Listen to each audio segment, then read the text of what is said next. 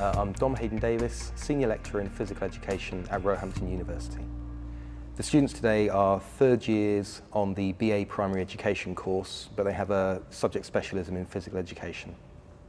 Today's sessions will be part of the Investigating Practice module, where they are having to think about more than one thing at a time, because a lot of them have identified the fact they want to include all children in their lessons, but feel that if they're focusing on one child, what are they doing with the other ones? We're going to start off by finding out what it was you've done since Wednesday. Because Wednesday's session was really good, lots of good stuff coming out of it, lots of discussion, debate, thinking going on, which is obviously what we want. The session today is going to mainly have three parts. First of all, we talk about what the students have read in between sessions. It's very much a module where they need to be going away, reading books, articles about their area they're interested in. So it's very much about them being in control of their own learning. They can bring that back to us and then we discuss it together, and they can actually give each other pointers on things that they've read. So they're not all reading all of the journal articles, but they are talking about them and becoming more critical of the things that they're reading. Who's got anything they want to talk to us about that they've come that's found rather exciting, interesting, or just something that's annoyed them from what they've read? Laura. This reading basically sums up everything we were talking about on Wednesday, about the fact that teachers don't have enough training with special educational needs, and especially in PE as well. And it was talking about just how children feel with special educational needs in PE, and their findings indicated that they really enjoy PE when they're fully included, but they feel a bit restricted because of limited teacher training and things like that as well. Like obviously there's going to be restrictions. And yeah, just the Every Child Matters came in, and about LSAs as well, and how they aren't trained in PE, so their help in PE sometimes is a bit of a hindrance rather than a help, which is a quote from it, not me saying it. Who's had, when they've been teaching PE, who's actually had some LSA or teaching assistant support? A couple of you. Sally, was it? It was for one individual child. There's one, so they knew that child, they talked with them in their lesson. What was the special need? I can't remember, it was disability. It was some kind of physical disability, but they were there specifically for that. Did anyone have actually just a TA coming generally at all? Okay, so it's a lesson they stayed out from. Okay, Michelle? I had a specific child with a disability. I don't know what the disability or the learning difficulty was, but she could hardly talk, she could hardly balance, things like that. But she had one helper that was with her all of the time. But whenever she done my lessons, which was mostly dance, she refused any help whatsoever from the helper. She just went mad and told the helper to go away because she just wanted to do what she wanted to do. So the helper was more of a hindrance than a help. Okay. In that particular case. What was that? Who was that article by? Janine Coates and Philip Vickerman. It's the Let Children Have Their Say. If anyone wants a copy of it, I can sort it out at the end. And obviously on Wednesday, lots of swappings of articles and things like that. And it should be that you can come and say, actually, I found a really good one, you need that one. Yeah, I'm not saying copy it off for them, but just let them know where they can get it from. Okay, who else has read anything the last couple of days, or something that you read before Wednesday that actually you didn't get a chance to share? Chris? I've read an article about introducing exercise and sport to individuals with autism. It's by a lady called Amanda Durand, but it's a lot of approaches of how to approach teaching children with autism in physical education. It started off by giving sort of things that you need to think about. So you need to know the needs of the child, what do they like, dislike, their strengths and weaknesses, what affects their sensory system most. And they said another important thing is ask parents and carers, because they can often be a good source to find out what could be the needs of the child. Let's stop you there for a second. Who was listening to that thinking, is he talking about autism or is he talking about something else? Needing to know what the children do, talking about the parent, things like that. Okay? So a lot of the stuff you're going to read in the specific stuff about autism, things like that, are things that you should be drawing across for all the other children within it, be it special needs or gifted and talented work or different things like that. Okay? So make those connections between things, and as I've said before, make those connections between what you're doing in PE and what you're doing in maths, English and all the other subjects as well. So you can start to get an all-round picture of those children. So Chris has taken on his reading. Who didn't share one last week? Who wasn't here? Because Alex, you're looking more at gender and boys dance and things like that. Have you actually managed to find any readings particularly on that? I have, but it's... Were they any good, those readings? Everything I've read it doesn't seem to focus specifically on that. They all seem to link back into like teaching styles and that kind of thing. So rather than it being how to engage boys in dance, it's more about just engaging the learner full stop, which is probably where it's going to end up anyway, because it's like the same with SEN, isn't it? Yeah. It's just all about every individual is different rather than groups of people and assuming that that group of people are going to be any different than any other group. I suppose if you're looking at like sort of personalised learning, then that covers all aspects anyway. What might be some of the things in boys dance that might limit them? You know, if we haven't got the readings to back it up, what have been our experiences? We found if we've been teaching dance that boys don't enjoy it, or have we found the opposite? I found the opposite with mine. When I was teaching the year sixes last year, I taught dance and I did it specifically to the Olympics. So we were talking about football and other sort of sports that boys tend to be more interested in, to link it into dance, to get their interest into the dance rather than them thinking that it's just a girls thing. Because when I first said dance, they just their faces, they just really didn't want to do it. And then as soon as I mentioned that they were going to be playing with footballs and things as well, the boys came up with some brilliant results and their dances were really good. Okay, challenge for you. With the person next to you, I want you to think about what I'm about to say. We shouldn't think about special educational needs or gifted and talented in PE because we should be thinking just about individual children. So we shouldn't target any support beyond the individual child. 1 minute with the person next to you. Should we target or should we not target?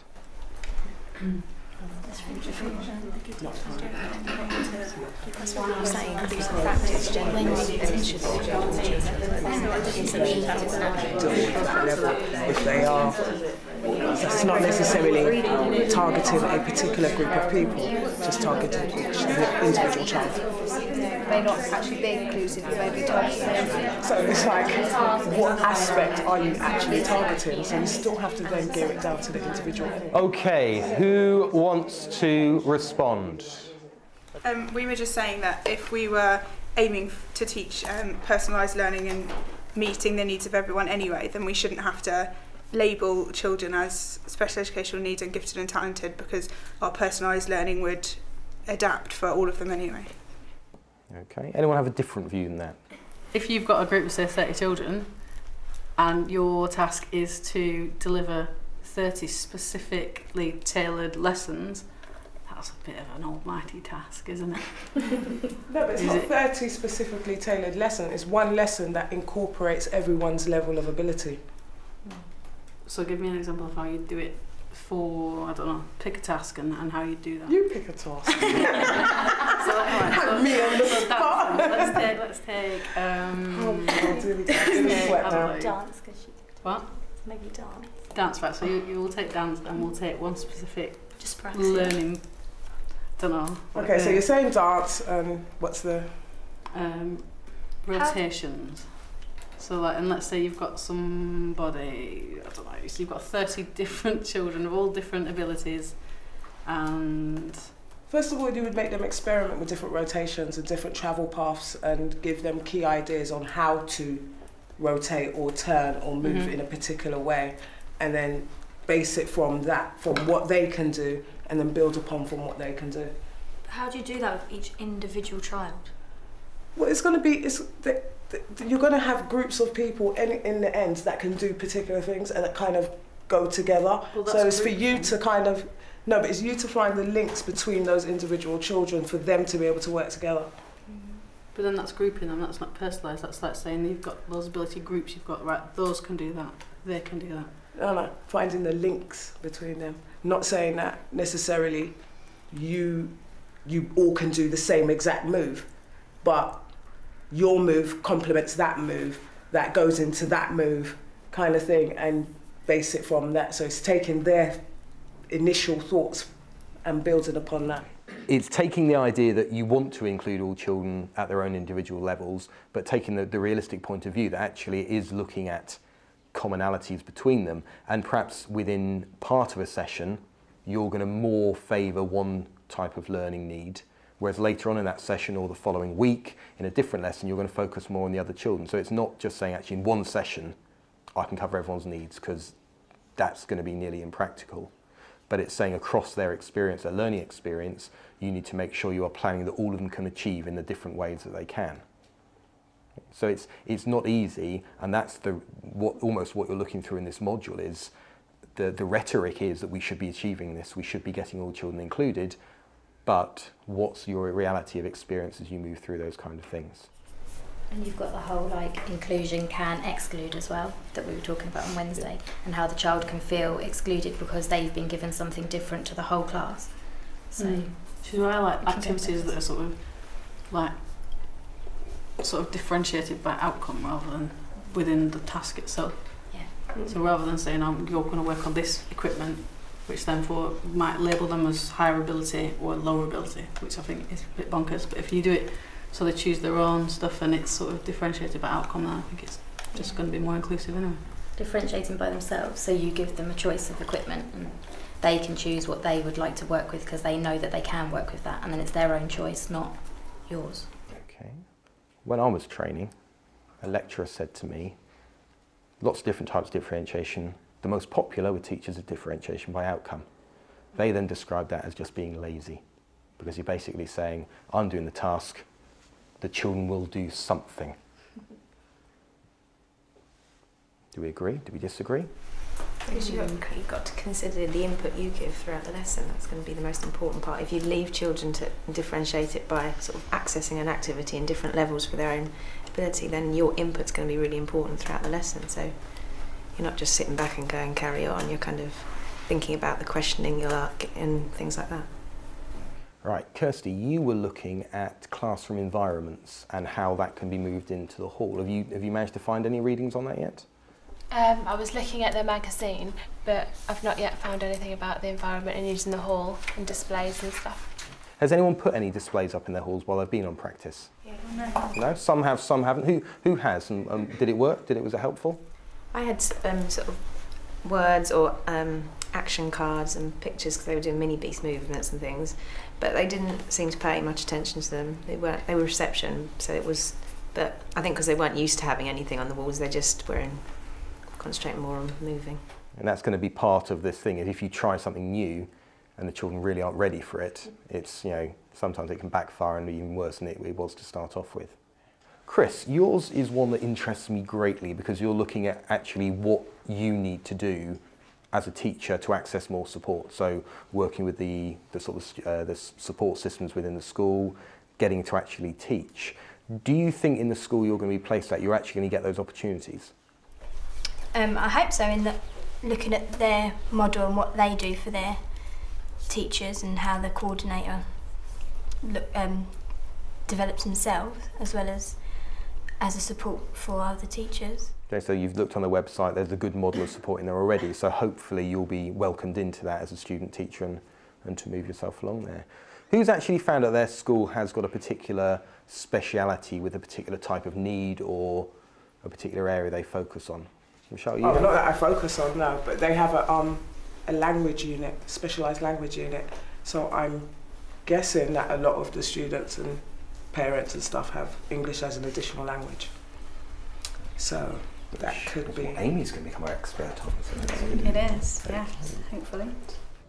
The second part of this session, we're actually going to set them a challenge where they have to plan an activity where they are having to think about more than one thing at a time. So they've got to think about how they're going to teach their small group of children an engaging, fun learning activity, but also how they're going to focus on their particular area of interest, which might be a special educational need, or it may be a particular teaching approach they want to use. What we're going to focus on now, and when we go into the hall, actually builds scarily well on what you've come up with already today. Okay? Because in reality, what we're asking you to do is to teach your 30 children their learning objective in a developmental way, so you're building on their strengths rather than what they can't do. But we also want you to focus on your project. So we want you to focus on developing support for EAL children, or assessment, or motivation, or climate, or different things like that. So you're going to have 2 things in your mind at one time. Okay? So what we're going to do is we're going to set you a challenge this afternoon. Okay? You're going to basically be in charge of your own learning. Okay? You are going to have to decide who you're going to work with and what you're going to do within the framework I'm going to give you. Okay? So we can pass those round. This is what we're going to be up to. Just take 30 seconds to have a read through. Realise the enormity of it, and then we'll talk it through.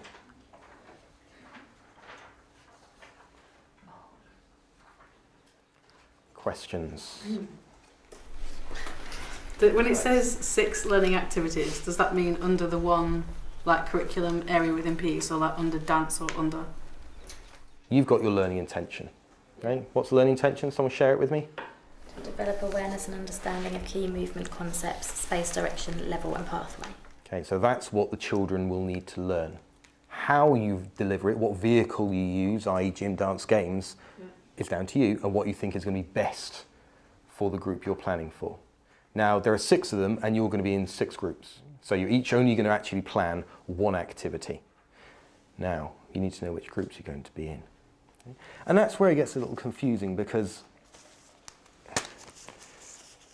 you don't get to choose automatically. You've actually got to decide who you think shares some links with you. So just like you were saying, and that's why I said it was scary, you were saying that you need to find some commonality. You've all got different projects, and although some of you, I know 2 of you are looking at gifted and talented, there are others of you who have some links to other people. So the 6 groups you could join are assessing children's understanding, developing yourself as a teacher, adapting teaching approaches, developing children's communication skills, developing social skills, and extending or challenging children. So those are the 6 areas. Some of you will be thinking, yep, I know exactly who I need to be working with. Some of you will be thinking, yeah, I think I've got an idea. And some of you may be thinking, which group am I going to go in? Okay?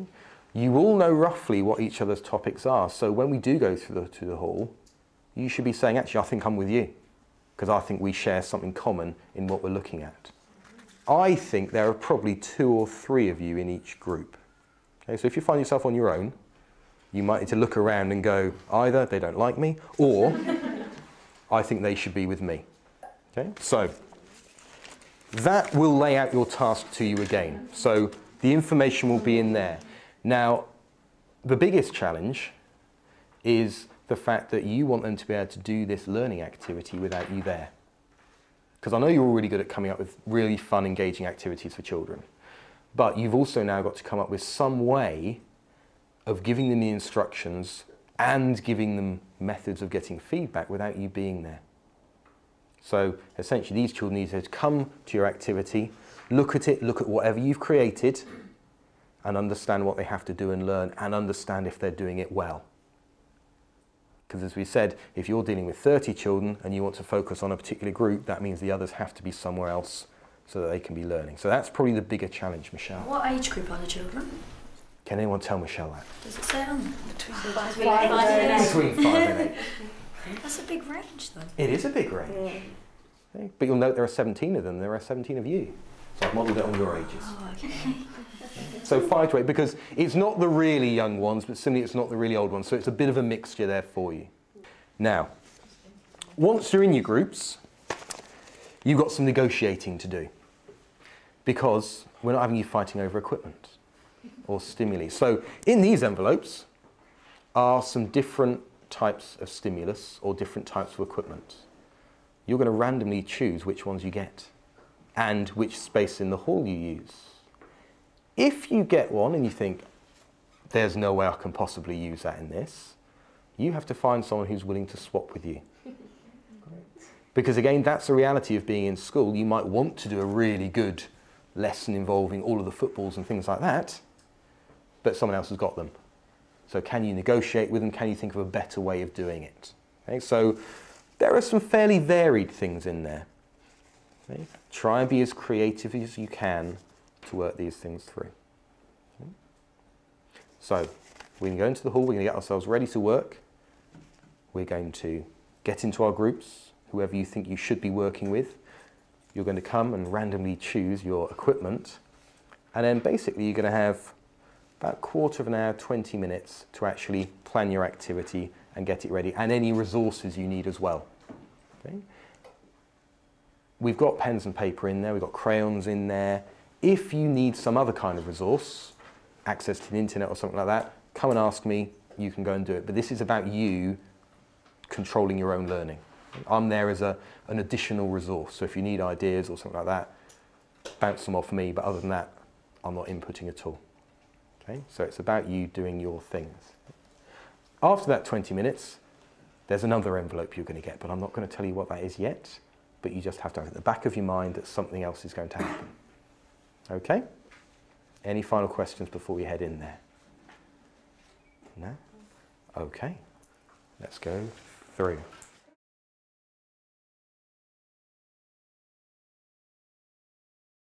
So, do we think we know who we're going to be working with? Yes. Okay, so who thinks they're going to be working on extending and challenging children?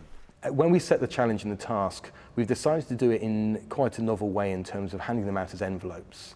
Part of this is because we want the students actually to take some responsibility for their own learning and actually trying to say, well, which of these areas, which group should I be working in to make the most of this session? Because they're third-year students, next year they're going to be teachers, they're going to be on their own, so they need to be able to make decisions for themselves.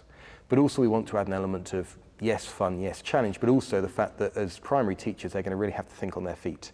So throwing in something they're not expecting or perhaps hadn't wanted gives them that element of actually having to be quite creative and spontaneous. Now for your stimulus. As you can see, lots of the little equipment out. You've got access to the cupboard. We've got some books down here. We've got some musical instruments. We've got crayons. We've got drawings, different things you might need. Come and get it. Who's not got one yet? Instruments. Oh, thank you. Okay. So, you've got them into your groups. Negotiate if you need to. And see how you can go. So, you've got 15 minutes. When they open the envelope, the first challenge is their main task, where they actually have to plan an activity, they get their learning outcome, and they get their focus of the session. But they also find out that they've got to imagine that the children will be there without them as their input. So they can't rely on their voice or instructions to do it. So they have to think about how they can draw or write different things that the children can understand so that they can be sure of what they have to do in the task, what they want to learn, but also how the children are actually going to know they're successful without the teacher telling them. Without us saying, right, you need to do this, you need to do that. And then we need to think how they're going to assess themselves. Yeah. So They how can assess themselves. Got can't they, I feedback, suppose? yeah. It's a self-assessment. Right, okay, so what we're going to do with smaller phrases like tables and benches and stuff. It's got to do with space, direction, level and pathway. So they could have different ways of travelling along Along a bench, and they can benches follow and each other You apart. could have like a course of a couple of tables and a bench. Yeah, so So then it's that's up- the different yeah. levels, and then Yeah. you've got the direction and the pathway. Because it's 5 to 8 year olds, so they might not remember what is for what. So shall I stimulus change? Yeah. And then maybe. Ooh. Yeah, so as the instruments change, they'll be doing a different concept, so that'll be reinforcing the concept each time they do it. And then what I was going to think, something else, I don't know, a different instrument for them to maybe focus on a particular skill, maybe a balance. So maybe we could do like a 2-point balance or 3-point balance. So if they're struggling with language, and we've got language barriers in terms of that, what else can you use other than words? Diagrams, Draw, yeah. Diagrams, That's pathways pictures. for And them again, to that's follow. where Just you've write got, books. and you've got to think of is how do they know if they've done that well? Because yeah. obviously you're not necessarily going to be there to give Yeah. them that feedback because you might be helping other groups around. So I wouldn't go through all of the books, but choose a few you think actually it's got those pathways, it's got those levels in, and then think how can you convey that to them in a simple way. So we need to like bring it round this way, don't we? And then have the question there for that way. Yeah. Yeah, like if we go out a bit more and round, and then they've got further to go, haven't they? Yeah, maybe we have cones and then we're showing them that they're going round. Yeah, because it's basically like this is their starting, and then they've got to design their own pathway through the rest of the course. Okay, so they've got that creativity in it as well. Yeah. That's their aim anyway. So we'll see how it goes.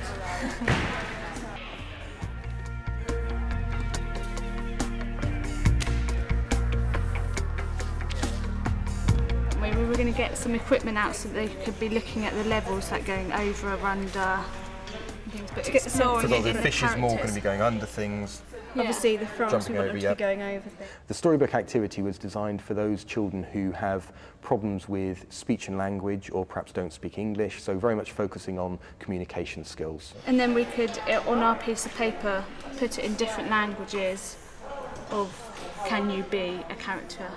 Okay, yeah, so, or even just a picture, because probably 5 to 8 year olds, if you just put a picture of a frog, They know, yeah. They They've know. got the books out, they know. Okay.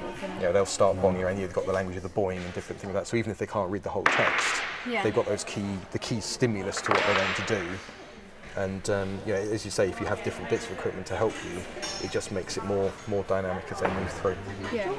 You can just draw them, just trace them out, even if it's just a basic, sort of squiggly line, different things. So.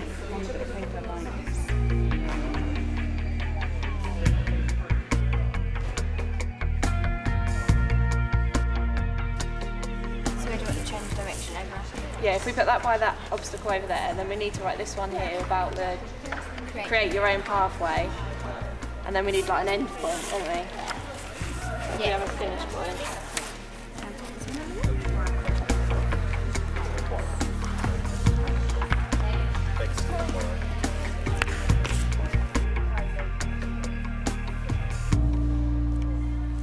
You've got about 1-2 minutes left. Do we think we're going to be ready for that? No loud no, so 2 minutes and we get the next envelope. So we're going with the 3 main So you're going with books those there. 3. You've got your characters, you've got your instructions. Yeah. And Got you're the not far equipment. from being ready to go. Yeah. They can do explore the different levels with their like knees, crawling, tiptoes. With the partner helping them. Yeah. Because of the social side of it. Yeah, so the social part is the fact that they're working in partners, and then it can extend it further with the blindfold. Yeah. And it's also developing communication skills as well. Yeah, because they need to give them clear instructions so they don't fall I off. think we need to put somewhere that you need to support your partner, hold their hands. So the blindfold activity was about developing social skills.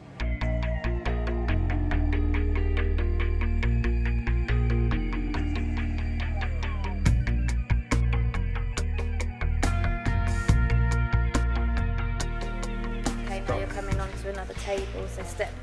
Down, No, you need to go forward. So it's like the small ones. Right, that's it. That's it, you're on it. Now you need Twist. to turn right. Okay, so now you're about to walk onto a bench that's on the same level. That's it. Keep going. Bring your Slightly, that's it. right foot. That's it. Keep going.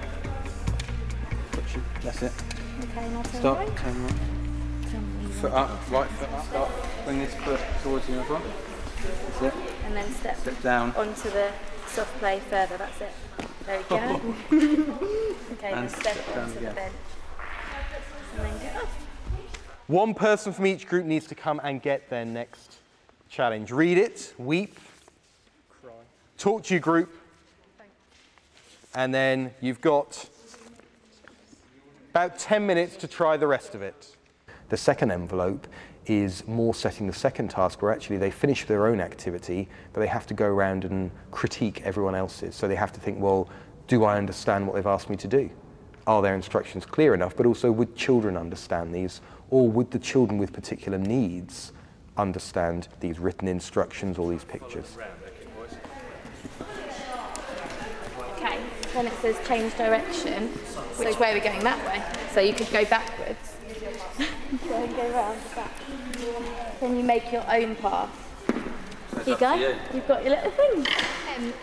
One thing from the activity, you need to know the children need to know the vocabulary, like up and down and turn left, turn right. Yeah, before. so they can help each other. Yeah, because communication for this activity is the probably key learning to it.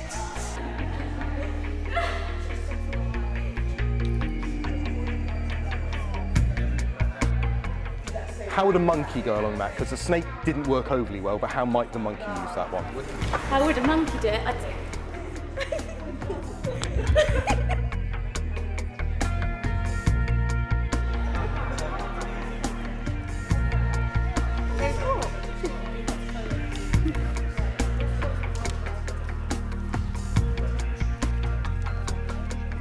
If you've got roots going around, but actually instruments, you almost want to be there to actually play it and get that stimulus themselves. Otherwise you're relying on one of the children doing that as well. So you've probably got the more difficult task. It's not that you can't include every child, but there are some bits that actually it's very difficult too. I told you not to pick that middle envelope.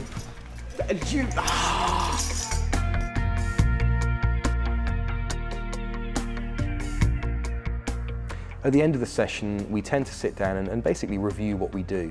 So we'll look at what they found easy about the task, but also what were some of the challenges. And it's probably more important to focus on what the challenges are, because we need them to be thinking about, well, if they are actually doing these kind of tasks with children, how are they going to overcome these problems? Once we got our like starting point, so once we realised we were going to use the book as a sort of starting point for the learning intention, everything just fell into place. Yeah, so if you get a good stimulus, things just roll on from each other, and books are really, really good for actually getting ideas from. What other things did you find easy and straightforward? Setting our activity wasn't too hard. It was just trying to develop it more towards what our focus was. Because we did it and then suddenly realised it's got to be put towards ours was social skills, and we'd made it and then thought, actually, how do we adapt this now towards a social skills kind of theme? So, and that's the nub of it really, in the terms that a lot of the plans that you'll get, or a lot of the things you'll think, we're doing a particular activity, it's really easy to say, I can think of 100 different ways of doing that, really interesting, engaging, fun. But then you think, actually, hang on, I've got these children I need to think about, I've got this that I need to think about, how am I going to do that? That's what makes it a bit more difficult.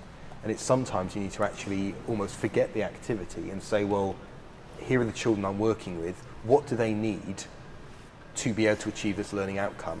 And then the activity almost, hopefully, will create itself, rather than saying, here's my great fun activity, I've got to. Flipping around, actually starting with the children in the first place. What were the other difficulties about that task? Just so that, obviously not doing everything in command style, so that children know what they're doing without you having to give them instructions all the time. We're very reliant on the fact that we can use our voice to tell children what to do. And the challenge was today, could you do it without yourself really? Can you actually get the student to do things independently? And for some of you, you came up with pictures, diagrams, arrows, drawings, the whole world of hieroglyphics in some cases. Did you find those useful when you were going around trying other people's activities? Yeah. Some of it, yes. Other bits, it's a bit confusing. I think the jungle animal, the first group I was with, we said, lovely pictures of animals, we're going on a jungle journey. Where? So we actually drew a map, because there's some lovely equipment out. We actually drew a map and said, these hill bits are the mountains, and this is a bridge. So it added to the story, and then we felt it made a bit more sense. Because otherwise, you're sort of, well, I can see the picture, I can be a penguin, or Jenny can be a penguin, but where am I going to be a penguin is a difficulty. What other problems did you come up sort of specific to your areas you're working on? With like our one, you said you didn't really know where to go. We didn't want the children to have a set path, so we didn't want them to act like a snake just on the floor. Like they could have acted like a snake on the bar. So we didn't want to kind of make a set route for them. We wanted them to make it up themselves. So then they were being creative, and also then you haven't got that worry of they've missed the start point. I think when the groups first came over, it was, they've missed where we've written start. They've started somewhere else. So it is the problem. If you're not there to give those instructions, you've got to really think about what you're doing. The group that did the book activity said something interesting. They said, we were thinking, if some of these children are native Spanish speakers or things like that, I can't speak Spanish, I can't translate it here and now. So actually a lot of that preparatory work is going to have to happen before you come in. And I think that's the key thing with, if you really want your PE teaching to be good and inclusive, you've got to be prepared to put the preparation in. Because in other subjects you do, in English and maths you do, but in PE quite often teachers say, well, was Sarah's work, you know, your project's going to be, they pick up the lesson plan and say, here's what I do. You can't then go back during the session and say, well, but hang on, what about these children that I need to support? So it gives you a bit more evidence for your line of thinking there as well, because you've practically tried and it takes time to do those kind of things. Ben, Michelle, I know you found yours tough. You found yours tough. Tell us a bit about that. We had instruments, and yeah, they were... We had the idea, we didn't know how to use the instruments to help our idea along. Like, we knew what we wanted to do and how we wanted them to do it, but then it was how do we put the instruments into those ideas? Because if we could tell them what to do and what to use them for, but we wanted them to do discovery, and then if we just left them to it, we might have 10 kids banging, you know, bongos or something, and then it'd just all be crazy. And that, you know, that's another key thing. That's, you know, I made you have instruments. Well, you chose them, but I made them come into it. Ben chose it. But sometimes you might have a new piece of equipment or a piece of equipment that you think, actually, I really want to use that, but actually it doesn't work because of the children you're teaching or the style of teaching. So sometimes you do actually say, yeah, we've got some, but actually that's not going to work in this setting. And sometimes that does happen in schools where you get, you know, your different vouchers and things like that to actually say, oh, we've got some great new equipment, let's use them. And then once the novelty wears off, you realise actually it's more trouble than it's worth. Why don't we get different equipment the children can actually use? So when we were doing that activity, like, we read what we were supposed to do, and then incorporating the instrument in it seemed to detract from the PE of it. It seemed to like be all a bit mixed up. Definitely. That's the problem that we had. It's like, what are we going to do with the instruments? We don't want, and as soon as children see instruments, the first thing they're going to do is so we didn't want that to happen. And then it's all about what are the instruments used for? Are they going to be used to give the children directions? Are they just going to be playing the instruments so that other children can dance along with it? And yeah, decisions. It felt like we were just using them for the sake of using them in the end. Yeah. Because we had them. We had an idea, but then we just had a box of instruments to use. We just felt like we were using them because we had to in a way. The activity could easily be done without instruments, with even just music or even no music. So. And it's, you know, in PE it's very easy to look, you know, to be blown away by the space, by the different things that are available. But the key things you've got to stick to are who are the children you're working with, and what do you actually want them to learn. And if you stick to those two, you won't get carried away with, well, this looks fun, this looks colourful, this looks bright, this looks new. You can actually say, well, actually, I don't need instruments. We can learn this, these children can get it a better way. The other thing we had was, what are we assessing? Are you assessing the skill, or are you assessing the concept? So, yeah, we just fought back and forth between that activity. So not a straightforward one. That's fine. Okay, we're coming to the end. I think it's been quite worthwhile. Hopefully you've got a bit out of it, and it'll help you think about when you're in school, how are you going to overcome some of these problems? And obviously you're not going to just be given 15 minutes to do it, and you're not going to have some idiot coming up with an envelope halfway through saying, there you are, there's another challenge. But you might have someone coming up and saying, you're in the middle of your planning, I need you to come and have a meeting. Or someone's fallen over in the playground, can you come and deal with this? So you do need to be able to deal with things as you go along as well. Right, before we go, we're going to have to pack up. Make sure it's all neat and tidy, and I'll see you next week. Thank you. Okay. Hopefully the students will take away some positives, but also some things to think about, because it shouldn't all be about them leaving thinking, I've learned something to do. It should be about them thinking, well, actually, perhaps I've found a problem that I need to go away and read some more about or try some different things of. So hopefully they will go away understanding a few of the problems of including different people, but also going away thinking, actually, I need to do a bit more reading, I need to keep learning, so they don't think they're the finished article.